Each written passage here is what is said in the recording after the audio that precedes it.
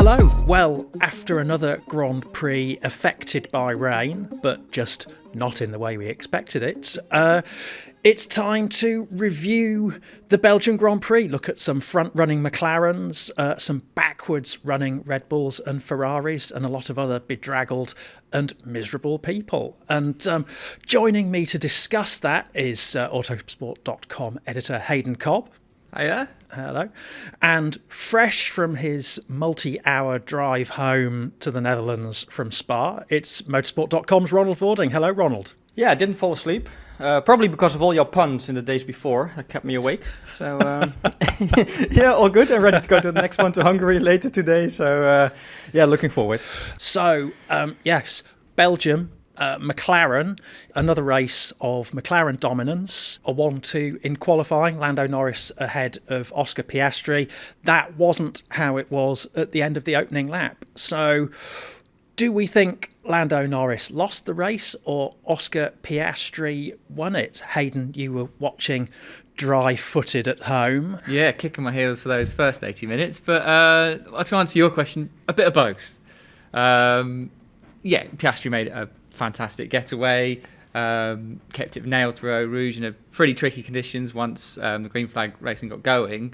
Norris obviously had that slide coming through out of La Source, so the momentum was with him. But yeah, therefore using the draft and everything, put it together, and that gave him the ascendancy to pick and choose. Obviously, when he could pit strategy wise, that advantage card when it's teammate versus teammate, which put Norris on the back foot. So a little bit of both. Winning and losing swung it that way. Yeah, Ronald, the strategy was interesting there, wasn't it? They dangled the carrot of the hard tyre, which pretty much nobody had used, and it was the C1, so very much unknown territory for Spa, and Lando seemed to take it straight away. Obviously, that's only the radio we hear, but it was quite a risk, wasn't it? But I suppose at that point, he had absolutely nothing to lose. No, because it relates to what Haydn just said. I mean, Lando's a great driver, but we keep talking about those little tiny mistakes under pressure, and I felt that there were a couple of those in Spa as well. He had a little slide coming out of La Source, which was a bit of a shame because we were waiting there for 80 minutes, and we all knew if you're on pole, which is probably not the best place in Spa, you have to nail one part of the racetrack, and that's coming out of La Source, and then it's basically full throttle up Eau Rouge Radillon and then Camel Straight.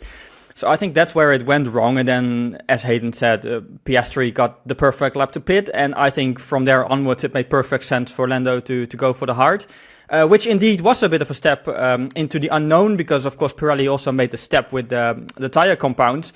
But that makes it even more interesting that the medium tire held on for so long, I think, because Pirelli hoped it would be, of course, a two-stop, let's say soft, medium, medium. But already the medium on its own, of course, track temperatures were quite low, but still could do over 30 laps. The funny bit is that after the race, I had a chat off the record with some people at Mercedes. And they said, yeah, we listened in to some of the TV commentary. And we got quite amused because they were trying to make it exciting. But they said already after Friday practice, we knew that the medium tire would be perfectly fine for 30 laps or even more. So from the get-go, they knew that if Oscar wouldn't make any mistakes, that he would make it. And yeah, Oscar was not the one to make mistakes. Lando made a couple of tiny ones, but I think it wouldn't have changed the end result that much, to be honest. Yeah, that's because the TV people don't bother to go to the Pirelli briefings. And straight from the first one, it was very much a case of, well, the medium's going to hold up well, so that's pretty much our whole thing blown. Yeah, and I felt almost a bit sorry for Pirelli, because bringing in and introducing that step was a good idea, a good experiment to try. But obviously with the way the race was delayed and became basically a dry race, wet to dry, it sort of made it defunct in terms of strategy variance, because as we said, that medium tyre had the stint length in it with the rest of the race switching to dry to make it perfectly suitable for that stint. Shall we tackle the 80 minutes? So obviously, Haydn, you were working from home, so you could quite happily, I don't know what's on TV on a Sunday afternoon, Songs of Praise is done, maybe a repeat of Columbo. Something exciting like that, yeah. There's that distant satellite channel that has Murder, She Wrote back to back for as long as you want to watch. So that's you sorted. We sort of enjoyed ourselves fetch some more drinkies. Ron Boots coffee in the media centre by royal warrant to the King of Belgium. But the effect of that, and then 4 laps behind the safety car at the beginning, was in effect, let's make no bones about it, it screwed the people who'd put on more downforce for anticipating wet conditions. There was already a dry line forming around some corners. By lap 9, there was a dry line through Pouhon. So I suppose we should ask the question that a lot of people have asked, which is, were race control just slightly too conservative, Haydn? Yeah. In my opinion, probably, but context is key. And there's obviously 2 factors. One being it's Spa-Francorchamps. We know the dangers in particular of the circuit, particularly when it's wet. Unfortunately, there's been some tragic consequences in recent years that have led to that. So going on the side of conservatism is definitely key there. And also what happened the race before at the British Grand Prix at Silverstone, let's say not so many risks associated with that track, but they saw crashes, aquaplaning in those conditions that you would have ordinarily, I guess, thought would have been okay. So the race director, Ruma Kest, obviously said before the race in the pre-race briefing that those situations that maybe they would, in hindsight, have taken differently at Silverstone, they definitely would be less risk of, or sort of be risk averse in Spa. So I think if it was any other track, if we're being realistic, yes, the wait and the delays and everything were too long, but you don't want to be sitting here and saying, oh, what a tragic consequence, and the driver has been seriously injured or worse, because that's a much worse situation for everyone involved. So, yeah, I think with the situation, all the factors that they had from the previous race where they were, and of course that rain ban that came in at arguably the wrong moment, it just meant that they had to make the sensible call. It will still make some people unhappy or happy, and that's what the drivers were reacting to after the race, potentially influenced because, like you said, about their downforce setup in terms of who was happy and sad of it effectively becoming a dry race at the end. But I would say on the balance of it had to be the right call for the sake of safety. Yes, it's a little bit like that little panel of buttons you get in airports outside the toilets and after security if you press the button depending on how satisfied you were. And I don't know about you, Ronald. I mean, we were there that weekend. Thursday evening, I left you in the lurch to do the Pierre Gasly run for Antoine. And quite frankly, having gone flat out at Raidillon, I was quite happy with the break as we all stopped to pay respects to Antoine Hubert, and Pierre laid flowers at the spot where he crashed with fatal consequences, as he does now every year. Later on at the Kemmel Straight, we stopped again because Dino van 't Hoff died there a couple of years ago in a Formula regional race.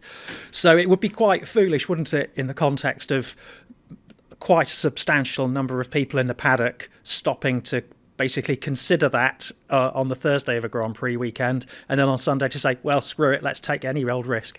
Yeah, but I think it just shows how difficult it is to get the balance right, because I agree with Haydn. It has to do with Spa, that the FIA was more cautious and maybe a bit too cautious, because I do agree that we could have get the race going earlier this time. But after the race, I talked to the FIA, and they basically talked me through it like step by step.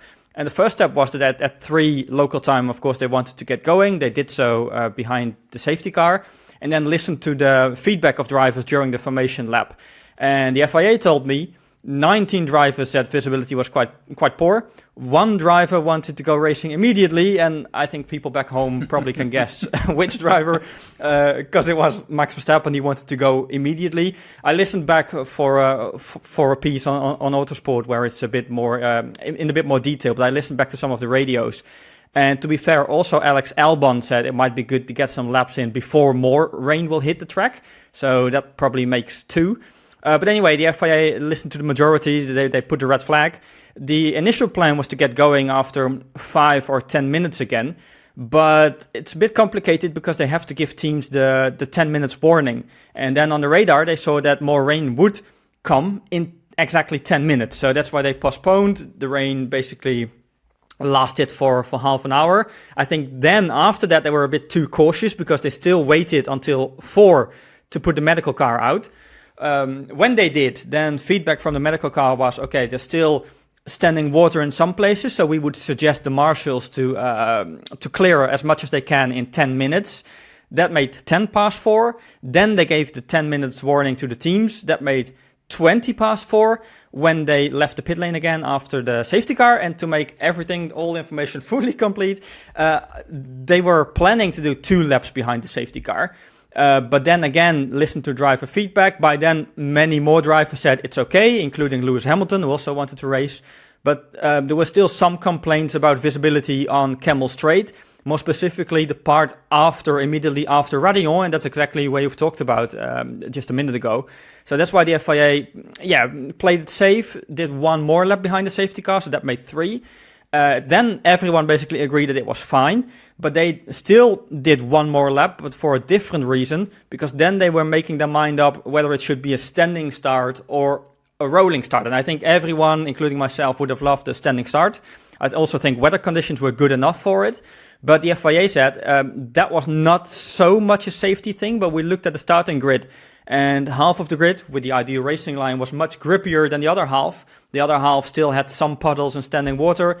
So that would have given a massive disadvantage to half of the grid. So that's why they decided against it. And yeah, as I said, after the race,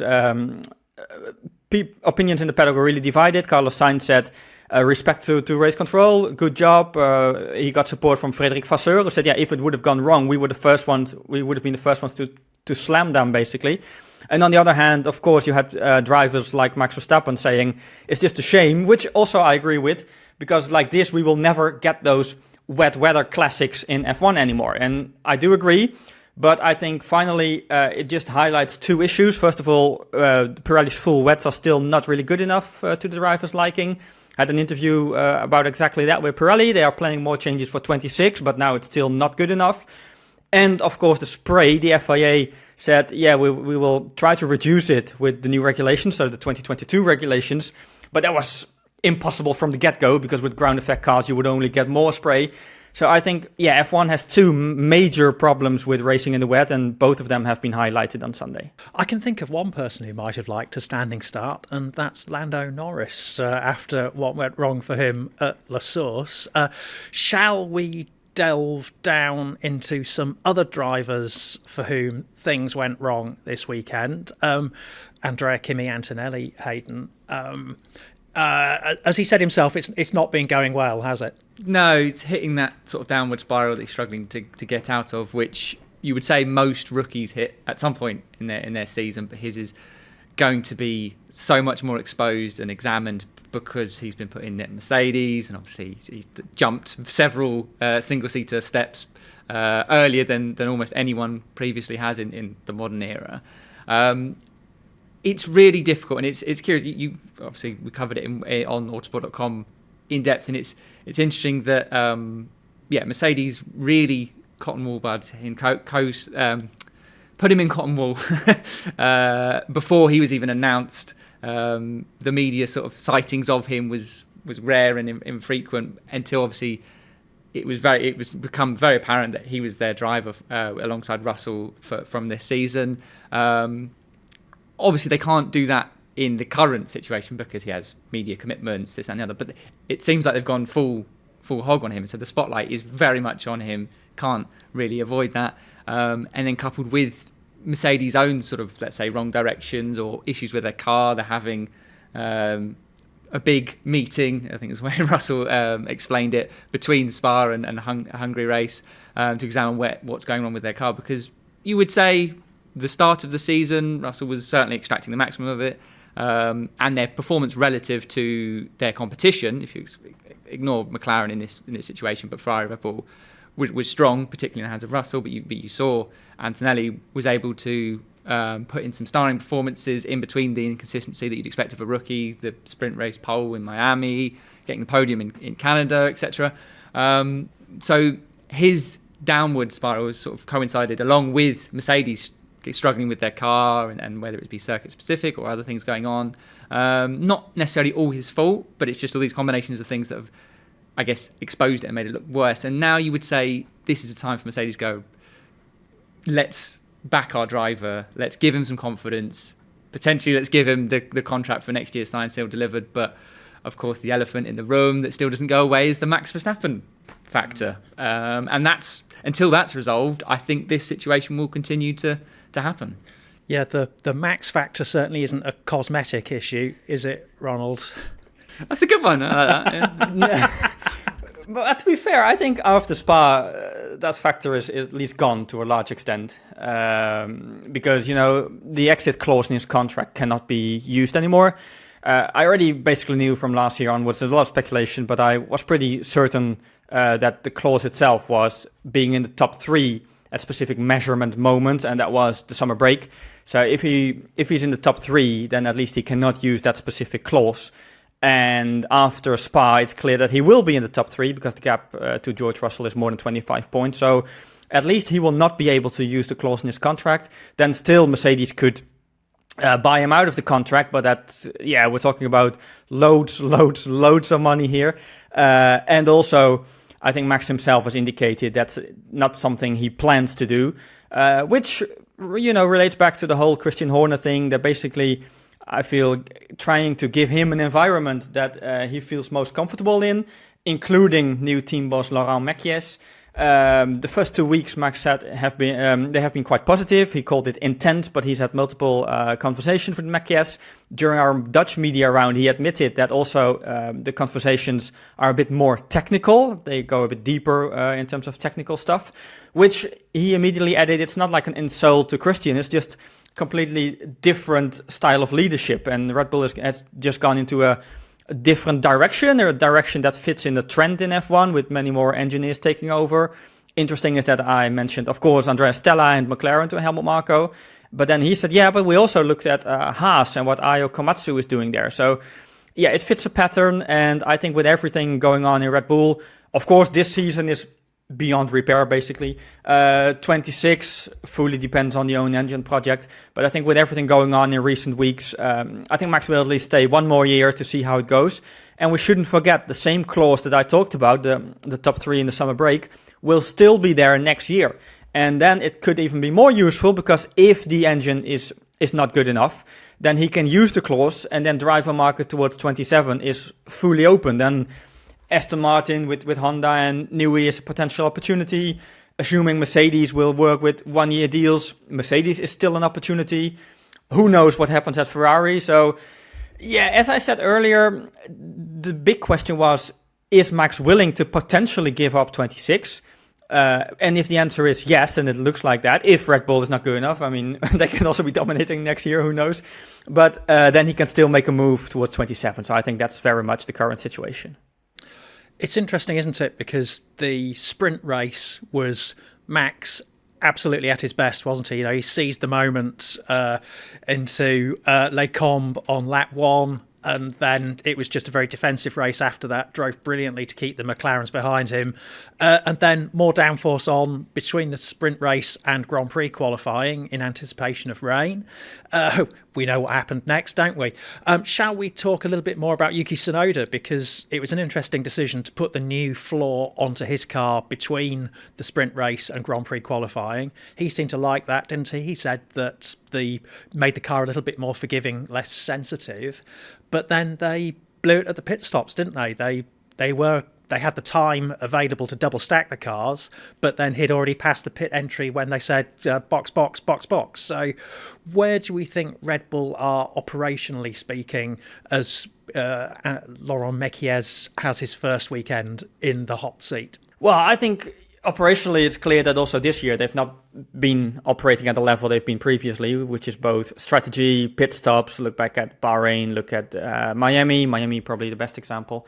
And also this one with Yuki wasn't as it should be, but Mekies was the first one to put his hand up and say, okay, this one, don't blame Yuki, it's fully on us. And he actually said this is a a super job that Yuki did this weekend, because yes, they gave him the floor, but only mid-weekend, which makes sense because they had not enough spares to do so earlier, and they were afraid if anything to Max would happen during the sprint race, that he had to go back to an older spec. So they waited to see if they got out of the sprint race in one piece. They did, and then gave Yuki the new floor. Or as I had a chat with some people in Red Bull, they say it's not exactly the same spec, but it's nearly the same spec.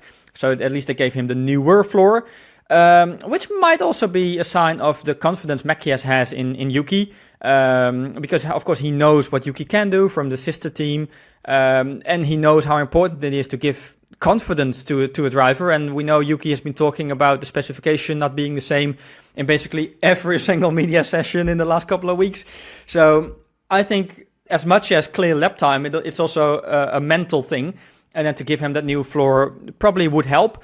There were some encouraging signs. The result on Sunday was not what he wanted it to be, but there are clear reasons for that. And I think that's coming out of these first 2 weeks with Mekies. That's one of the things that everyone in the paddock mentions, that he's really good in that communication side of things, communicating with the drivers. Also, as I said, with Max, more technical, which is something Max clearly likes because he's quite technical in his feedback. So having someone, let's say, on the same level with the engineering background might be helpful.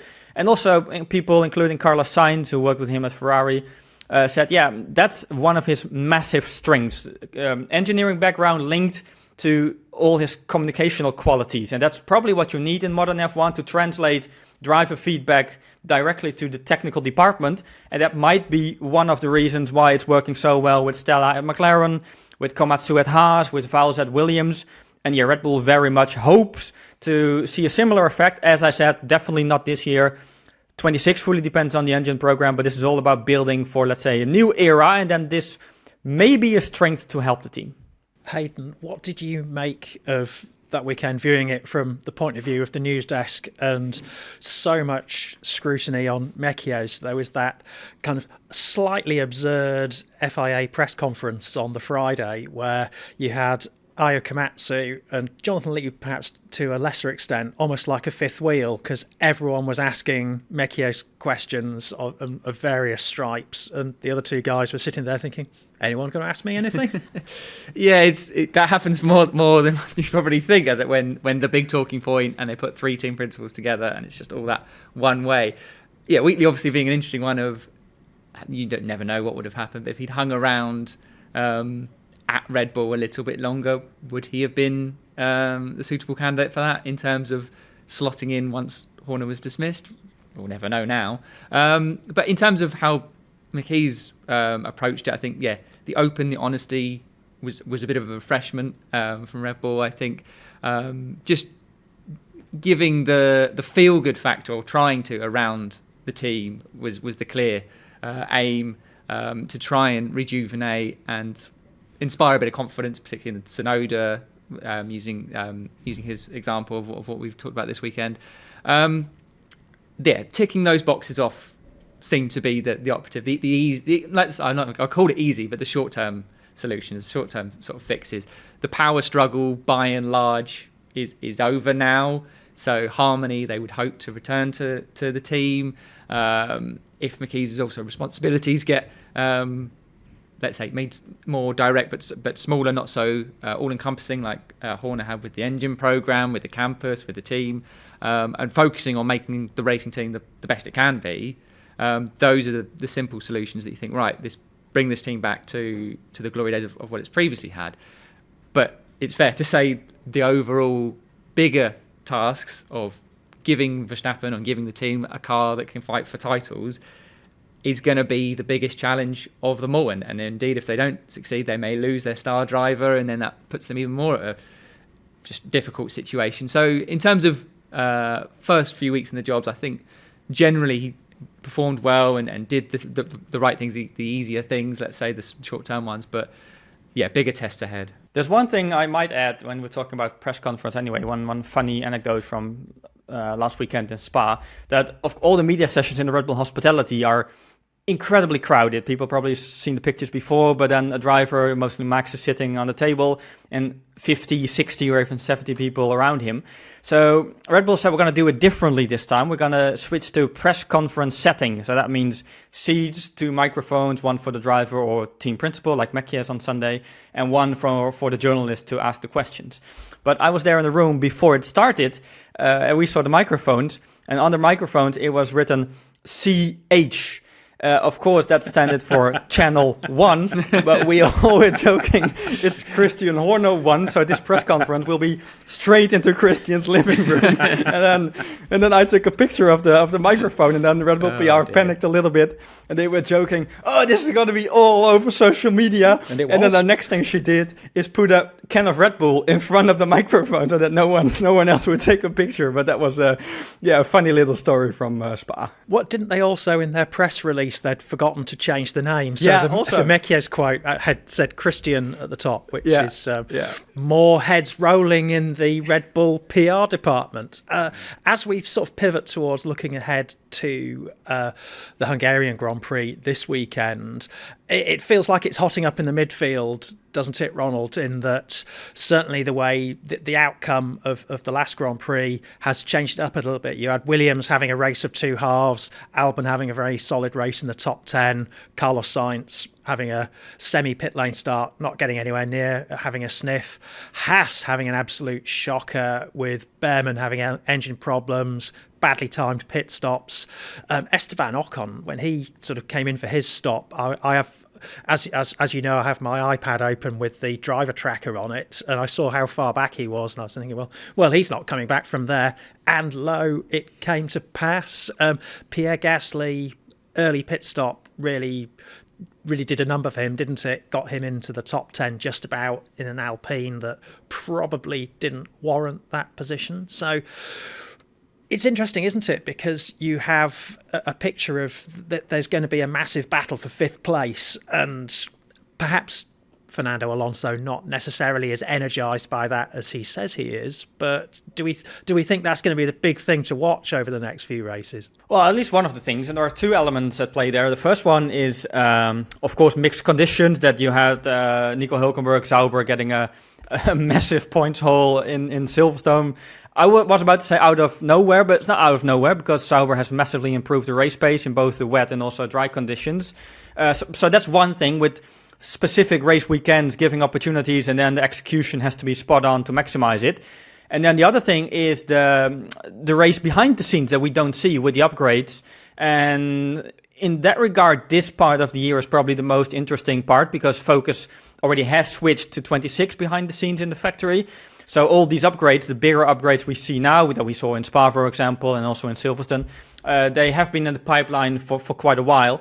But the funny thing is the timing differs a bit from team to team, because Sauber brought it a little bit earlier, capitalized on that exactly how they wished. Then Williams brought their upgrade package in Spa. So also Albon and Sainz saying, a bit frustrating because we couldn't really fight. We also had the cooling issues. They feel they will have a solution for that in 1 or 2 races, so either Hungary or Zandvoort after the summer break. But it's about that. They are all bringing their final packages now. So the car they will take into the summer break will also be the car they take into the second half of the season and let's say the end of the year.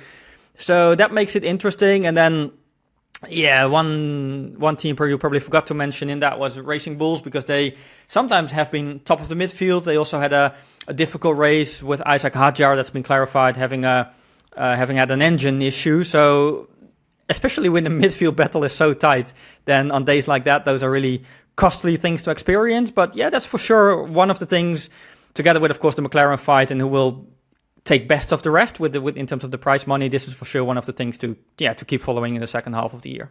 It's time to dust down our crystal balls and lay them on the desk and talk about potential outcomes at the Hungaroring. A very, very different circuit from Spa-Francorchamps. So, Haydn, I suppose questions are, what is going to be the margin of McLaren superiority here? Is it going to be a track where Red Bull has the advantage over Ferrari in that mix of the chasing pack? Are Mercedes going to find something? Is it going to be one of those tracks where that car comes alive? You're taking the easy prediction out of it. The things I could have said in terms of McLaren. Yes, you'd certainly say they're looking strong. Last year they were particularly strong. Had a bit of the pit stop and racing as a team dilemma between Norris and Piastri. Can you believe it was his first race win this time last year? Weird, isn't it? Yeah. So let's assume it's a Piastri-Norris battle at the front. In terms of circuit characteristics and what we've seen so far this season, you probably on paper would edge it a bit more towards Norris, I would think. He seems to perform a little bit better at the moment at the twistier and tighter tracks compared to Piastri, who seems to, long radius corners, seems to prefer that a little bit at the moment. But of course, weather conditions, tyre life, all those things play a factor into that. In terms of who's directly behind them, I think any prediction I make now will probably end up being wrong. But I still think, Verstappen, Red Bull is a difficult prospect to knock off that best of who comes next. But you're right, you think Ferrari will be in the mix. They certainly look stronger. That new suspension configuration that had wins and losses, let's say, in Spa with Hamilton, and Leclerc seems to be much more suited to it. Perhaps that will be really something that comes into its own for Hungary, because again, that would be maximised there. Mercedes, if they still struggle in the heat, which looks likely given what we've seen so far this season, and it is normally a very hot race in Hungary, you probably think that's going to work against them. So, McLaren, Leclerc, Verstappen battle for the podium, maybe Hamilton, depending how he gets on with it, and then the rest, it's hard to say. Yeah, two things to pick up on. The first one, when it's about Red Bull, they will bring, because Helmut Marko told me, so I'm pretty sure they will bring another upgrade package to Hungary. So that's one thing to look forward to, because I would say that on paper, this could be one of the more tricky ones for them, because they've been struggling a lot in slow corners. And also when it's really hot, they have a lot of issues with overheating of the tires, especially, of course, compared to McLaren. So I'm really curious to see if the upgrade package they bring here, in combination with the big upgrade package they brought to Spa, if that will change the characteristics of the car and make it more competitive in slow speed and also keeping tires alive if it will be hot on Sunday. And the second element is Mercedes, as Haydn rightly pointed out, they're suffering in the heat. But some people were joking on the paddock on Sunday night, these weeks have been so difficult, and also Spa, it was relatively cold and we struggled.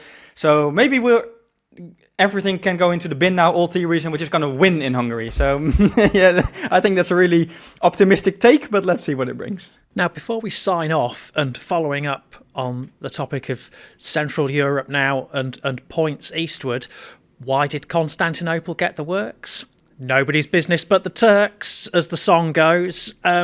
Istanbul Park back in the news again. I know, Haydn, this story's been sort of bubbling under for a while. The Turkish Grand Prix promoter popped up a few months ago and said, hey, we're ready to take on races next year if anyone drops out.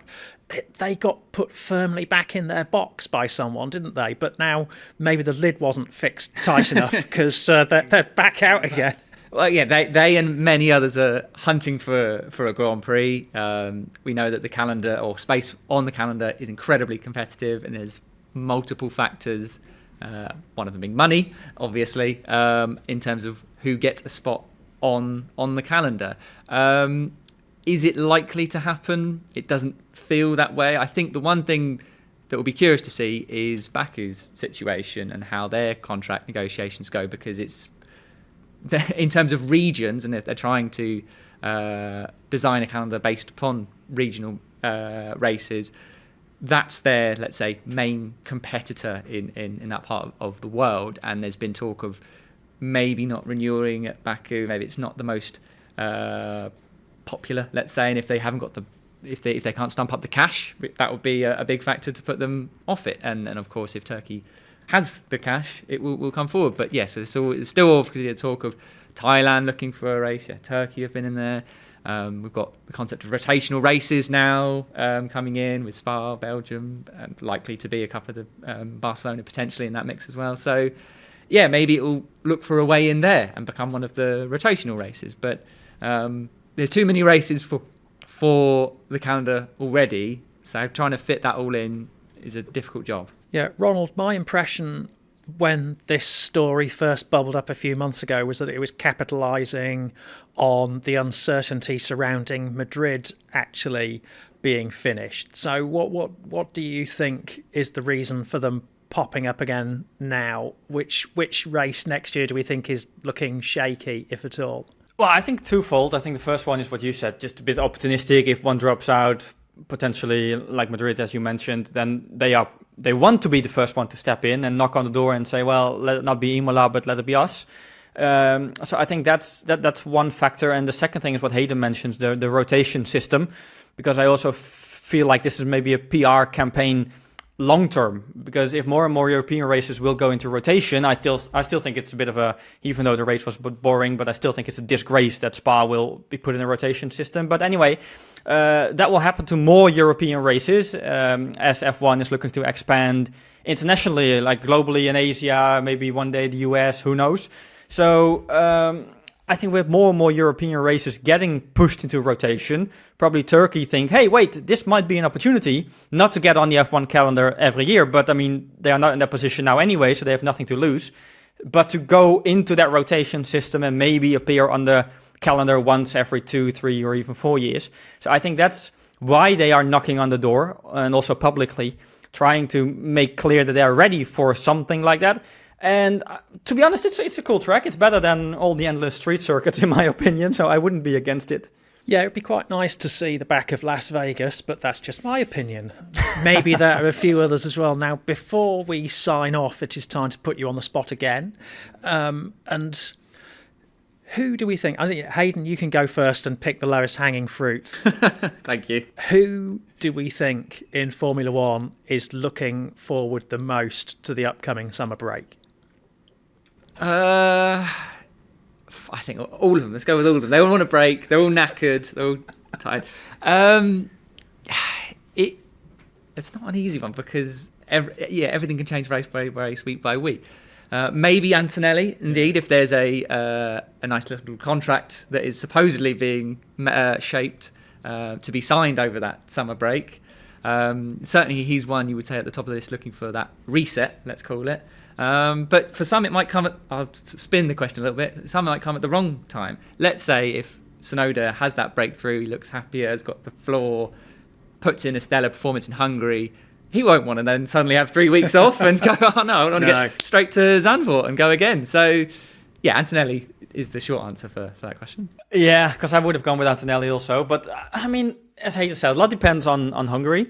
But I think if he doesn't win Hungary, then I have to go with Lando Norris. Because for most of the other drivers, including Max and the Ferrari drivers, they basically know, okay, first half of the year wasn't how we wanted it to be, but it's partly out of our control because the car is simply not good enough. And I think they've accepted that the car will not be good enough for the remainder of this year. So there are two drivers realistically with a shot at the title. And of course, Oscar and Lando are those two. And you never know, they are really talented drivers. So we imagine there will be more chances in the future. But with a massive overhaul in regulations, you have no guarantee at all. So it could be, I don't think it will be, but it could be like one golden opportunity. And then if you're Lando Norris and you see that you're, let's say, an overall have been maybe the quicker one in some races, but not consistent enough and just dropping points by making too many little mistakes, then I think maybe you're looking forward to the summer break and having some time to reflect and regroup and then come back stronger in Zandvoort. As I said, or as Haydn said, everything can change in Hungary. So if he dominates Hungary, then he will for sure be the one to continue. But yeah, let's say if Oscar wins Hungary, then I think Lando could do with the summer break. Makes for a nice, easy set of press conferences in Zandvoort, doesn't it? What did you do during the summer break? Well, dear, yeah. Yes. Get on my yacht and moor up next to a rival team boss. Indeed, but make sure you're swimming. With earplugs in. Well, that's about it from us, wrapping up the Belgian Grand Prix, looking forward to the Hungarian Grand Prix. Thanks to my guests, thanks Haydn, thanks Ronald. We will be back next week to review the last race before the summer break. Stay tuned to autosport.com in the meantime for all the latest news.